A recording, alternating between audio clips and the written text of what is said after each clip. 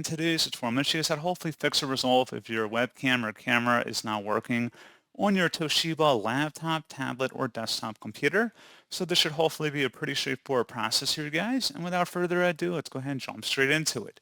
So all you have to do is open up the search menu and type in settings. Best result, you come back with settings. Go ahead and open that up.